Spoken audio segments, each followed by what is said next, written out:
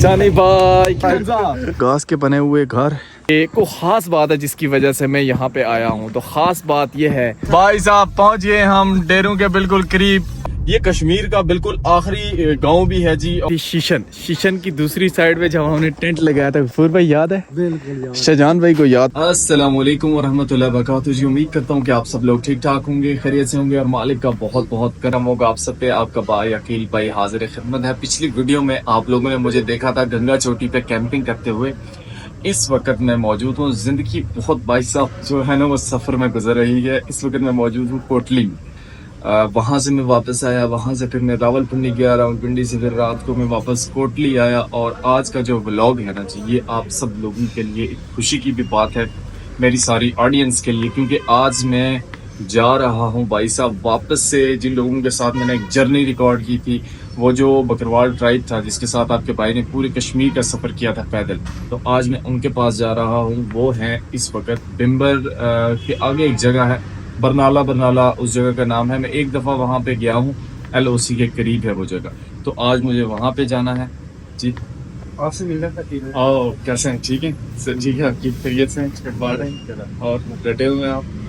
मैं ज़रा intro record करते हैं, आप इंट्रो दिखा दें। तो भाई साहब सीन कुछ ऐसे हैं कि अभी कोटली में हूँ, नाश्ता कर रहा हूँ।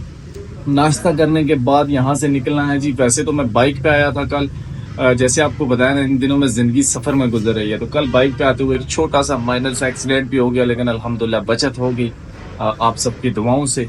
और आज अभी यहाँ से भाई गाड़ी एक रेंट करनी है, उस गाड़ी पे फिर जाना है वहाँ पे बरनाला में। और बकरवाल भाइयों के पास क्यों जा रहा हूँ, उसकी क्या वजह है, वो एक सरप्राइज़ है। इंशाल्लाह आने वाली 2-3 वीडियोस उन्हीं लोगों के साथ होंगी और वो आप लोग देख के बहुत ज़्यादा इंजॉय करेंगे। और ऐसा यूनिक मतलब आपको कुछ चीज़ें दिखाने जा रहा हूँ उनकी ज़िंदगी की जो आपने आज से पहले नहीं देखी हैं। तो भाई अभी अपना नाश्ता एंजॉय करते हैं और ये सीन है, इन्हीं सीन्स के साथ आज का व्लॉग करते हैं स्टार्ट। अभी जी बारिश हो जाए अभी जी अल्हम्दुलिल्लाह आपका भाई आ चुका है ये गाड़ियों का जो शोरूम सा है वहाँ पे, और हमने भाई गैस करें कौन सी गाड़ी चूज़ की होगी आपके भाई ने, तो ये वाली गाड़ी चूज़ की है। ये गाड़ी लेके आपका भाई जाएगा। अभी इस गाड़ी के जो ऑनर हैं वो आ रहे हैं और वो हमारे हवाले इसकी चाबी करेंगे और फिर हम निकलते हैं भाई अपने सफ़र की तरफ। अल्हम्दुलिल्लाह जी ये आ चुकी है हमारी गाड़ी और सफ़र हमारा स्टार्ट हो चुका है कोटली से।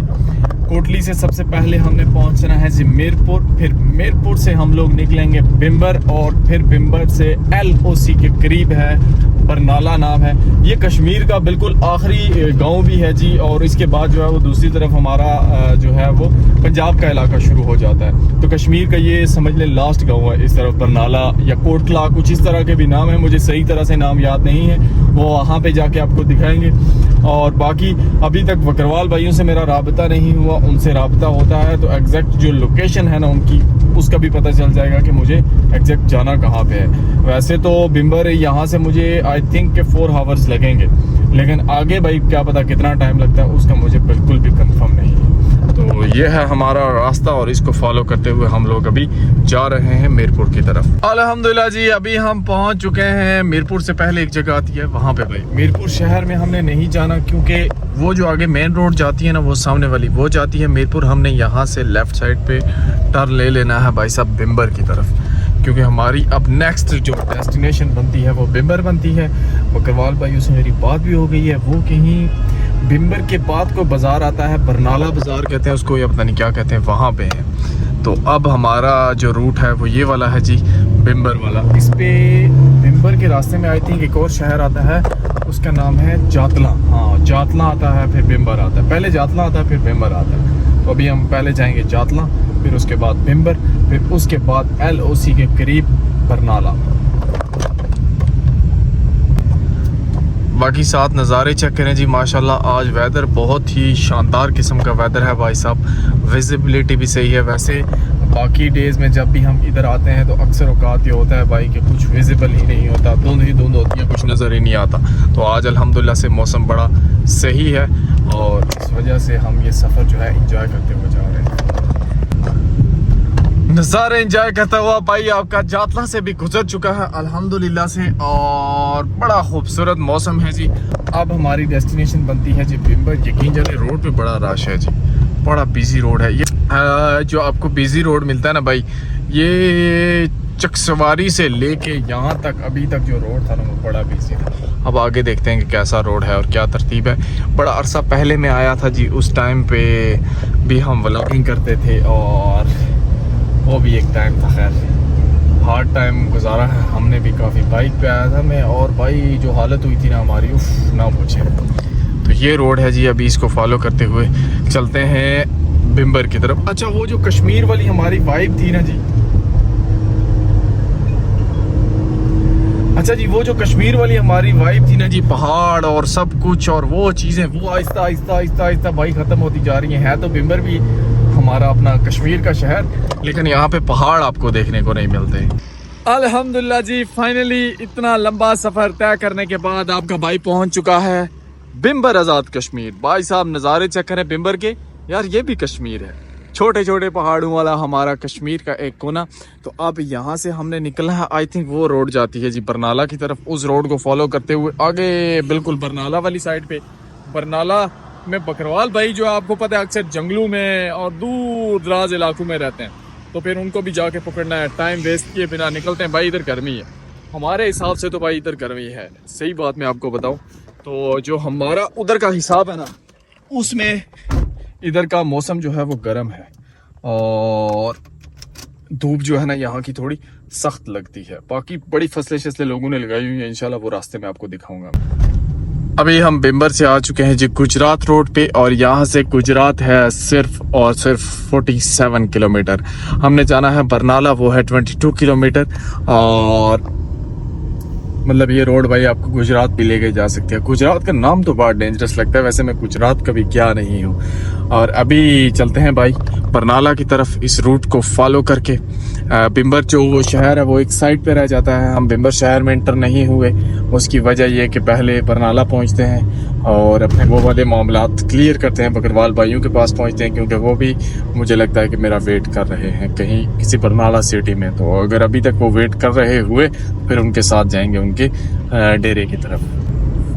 ये भी भाई साहब कश्मीर है जो कि बिल्कुल पंजाब की तरह दिखता है। हम लोग अक्सर जब कश्मीर का नाम सुनते हैं तो हम सोचते हैं पहाड़ और भाई साहब सरसब्ज़ बड़े बड़े मैदान पहाड़ों में।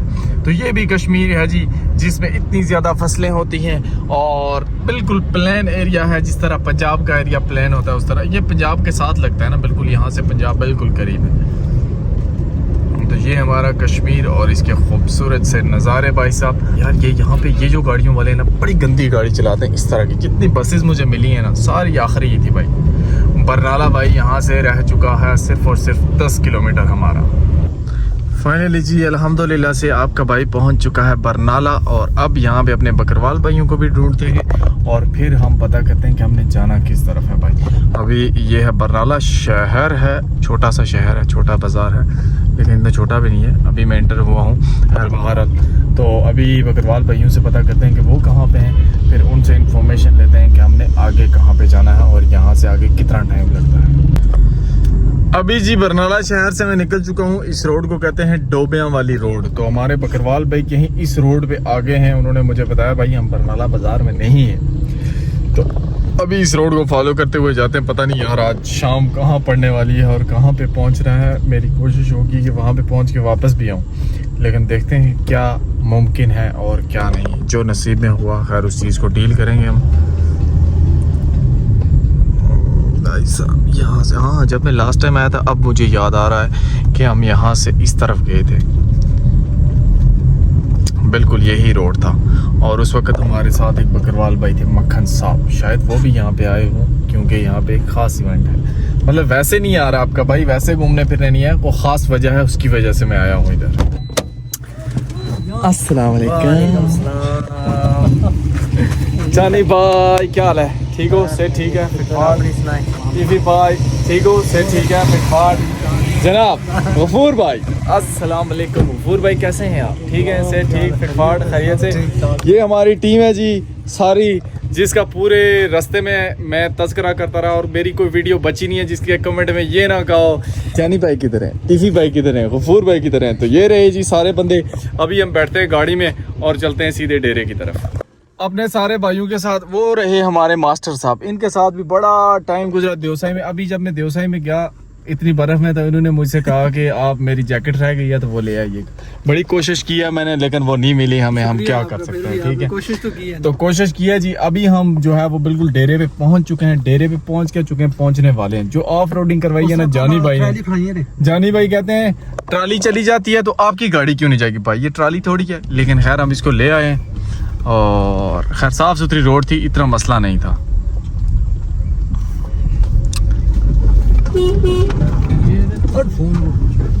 ट्राली पीछे बढ़ाई जरी। मेरा मोबाइल लाने हो, ट्राली पीछे बढ़ा ले आई हो। बिस्मिल्लाह बिस्मिल्लाह।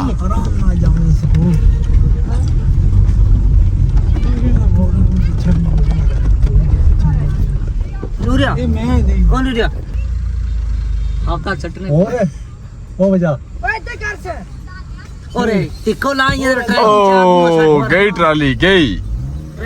भाई साहब पहुंच गए हम डेरू के बिल्कुल करीब और अभी हम इंशाल्लाह एंटर हो जाएंगे डेरू में। हाय हाय हाय हाय, बड़ी बड़ी हस्तियां चेहरे नजर आ रहे हैं।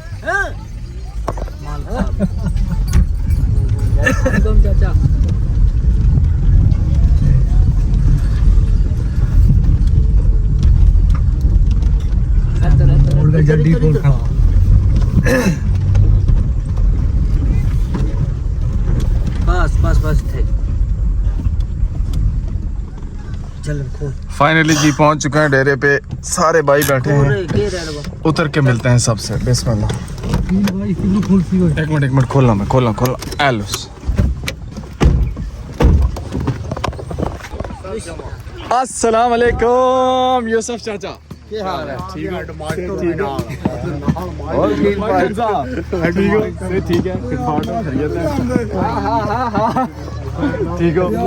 है, क्या हाल है जनाब? ठीक हो? से ठीक है? क्या हाल है जी? ठीक हो? से ठीक है जनाब? ठीक हो? से ठीक है। फाइनली जी हम लोग पहुंच चुके हैं डेरे पे। यूसुफ चाचा से मुलाकात हो चुकी है आपकी। इधर हमारे मशहूर ज़माना मक्खन साहब भी हैं। तो अभी यहाँ पे कैमरा बंद करते हैं, भाइयों से ऑफ द कैमरा मुलाकात करते हैं और फिर आपको अगली तरतीब बताते हैं। मैंने आप सब लोगों को बोला था भाई साहब कि आप सब लोगों के लिए एक सरप्राइज़ है। मतलब ये कि को ख़ास बात है जिसकी वजह से मैं यहाँ पे आया हूँ। तो ख़ास बात ये है कि हमारे तीसी भाई, वो एक बड़ी मशहूर कहावत है कि एक और बेटा जो है वो अपनी माँ से जुदा होने जा रहा है। तो समझ गए होंगे हमारे तीसी भाई की शादी है भाई साहब, खुशी का मौका है, उसकी वजह से हम यहाँ पे आए हैं। उसकी वजह से सारी रौनकें लगी हुई हैं। जानी भाई जो है ये बस पेंडिंग में ही रहेंगे काफ़ी अर्सा, क्योंकि आधे बूढ़े तो ये हो चुके हैं, सर के बाल इनके गंजे हो चुके हैं, इनके हालात नहीं लगते शादी के। लेकिन तीफी भाई नंबर ले गए, इनकी शादी है। और ये सारी जितनी आपको रौनकें लग रही हैं, तैयारियाँ सारी शादी की हैं। तीफी भाई कब है शादी आपकी? कल से शुरू है। शुरू तो आज ही से है और कल और परसों। ये चेक करें जी माशाल्लाह। अदनान भाई कैसे हैं आप? ठीक है, से ठीक है, बिल्कुल साफ फिटफाट है। बाद फिलहाल शादी वाला घर है, आपसे गुजारिश की जाती है काम करें। इस तरह जी हमारे लतीफ़ भाई की शादी के लिए गोश्त का बंदोबस्त किया गया है जी। और ये गोश्त बना रहे हैं, इधर उधर कोई प्याज व्याज काट रहे हैं, उधर पर देगों की जगह बना रहे हैं जहाँ पे कुकिंग करेंगे। और यहाँ पे होगी शादी भाई। ये इनके सर्दियों के मकान है। पहले जब हम आए थे इधर बहुत, मक्खन साहब कितने साल पहले आए थे? पिछले साल आए थे या उससे पहले? पिछले साल, हाँ जी पिछले साल। एक साल में बहुत ज़्यादा चीज़ें जो है ना वो चेंज हुई हैं। तो यहाँ पे ना घास के बने हुए इनके मकान होते थे। अब अल्हम्दुलिल्लाह थोड़ा सा बेहतर हो गया, थोड़े भाई दीवारें लग गई हैं और अभी छत वगैरह इनके घरों की रहती है। तो अभी छत पे जो है ना वो टेंट ही लगे हुए हैं। बहरहाल दीवारें लग गई हैं, कुछ बेहतर होगी। घास के बने हुए मकान में ना ख़तरा बहुत ज़्यादा होता है भाई। वो ये कि मतलब भाई अगर आग लग जाए तो बड़ा मुश्किल हो जाता है। पूरा समझ लेंगे कि पूरा का पूरा ये कबीला जल जाता है। तो बाकी ये है कि अभी शादी के इनके मामलात, बाकी दीगर तैयारियां देखते हैं। और कल से प्रॉपर मतलब जो नेक्स्ट व्लॉग आएगा उससे प्रॉपर शादी स्टार्ट हो रही है। 2 दिन शादी का इवेंट होगा इंशाल्लाह। उस क्लास से आपको शादी दिखाएंगे ना, शायद आपने बिना देखी हो।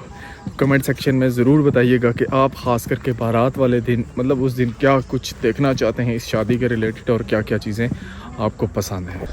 ये चेक करें जी, जिस तरह मैंने आपको बोला था घास के बने हुए घर, तो ये हमारे भाइयों के घास के बने हुए घर अभी भी मौजूद हैं। ये घर चेक करें, ये टेंट लगे हुए हैं, इन टेंटों में तो हम रह के गए ना भाई। ये टेंट तो हमने खुद जो है वो इनमें ज़िंदगी गुजारी है। वो क्या पहाड़ी थी, शीशन की दूसरी साइड पे जब हमने टेंट लगाया था। गफूर भाई याद है? बिल्कुल यार। शाहजान भाई को याद तो कर रहे हैं। शाहजान भाई किधर पहुंचे? यार आपको पक्का पता नहीं, उधर का फोन नहीं कर रहा। फ़ोन नहीं कर रहा? कितने अरसे से? 3 महीने हो गए। 3 महीने कोई कॉल नहीं आई? बिल्कुल। अल्लाह खैर करे जी। शाहजान भाई ने एक जो है वो ज़िंदगी अपनी का रिस्क लिया है। जब बंदा इस तरह की ज़िंदगी में रहता है, इस तरह के सफ़र करता है, तो इस तरह के रिस्क बाज़ दफ़ा लोग ले लेते हैं। तो बहरहाल यह है कि उनके लिए हम दुआ करते हैं और हमारी दुआएं उनके साथ हैं। अल्लाह उनको अपने हिफ्ज़ व अमान में रखें। अब वो बात ऐसे कहने वाली नहीं है, तो इसलिए मैं आप लोगों को नहीं बता रहा। बाकी ये है कि ये आगे भाई इनके टेंट वो आ चुके हैं घर, और वो पीछे स्कूल बना हुआ है। ऐसे इनकी ज़िंदगी है भाई। और ये अभी इन्होंने इन दिनों में लगाए हैं कि क्योंकि मेहमान वगैरह आते हैं तो उनके लिए, तो ये यहाँ पे मेहमानों के लिए बना लिया। यहाँ पे आग शाग जला ली और पूरा माहौल जो है ना बन जाता है फिर। ये जगह अभी हमने आपको दिखाई थी जी। इधर अभी शादी की तैयारियां शुरू हो चुकी हैं। यहाँ पर टेंट शेंट लग रहे हैं। ये कल सारे नज़ारे आपको देखने को मिलेंगे। बाकी चेक करें जी, कितना रौनक मिला है यहाँ पर, कितनी खुशी की लहर है। और एक जो असल में शादी इंजॉय करने वाली होती है ना जी, वो इसी जगह पे होती है और इसी तरह के माहौल में आपको सुकून भी आता है। अभी जी अल्हम्दुलिल्लाह बकरवाल भाइयों से हो के आपका भाई वापस निकल रहा है होटल की तरफ। होटल यहाँ पे बरनाला में नहीं मिलते, तो आज मुझे होटल के लिए वापस भिम्बर जाना पड़ेगा। कल फिर इनका इंशाल्लाह मेहंदी का इवेंट है, तो वो हम लोग आके वापस ज्वाइन करेंगे। और अभी यहाँ से भिम्बर का जो सफ़र है भाई साहब वो शुरू किया है, तो देखते हैं क्या बनता है। रोड तो आपको नज़र आ रहा है कैसा है और सारी चीज़ें।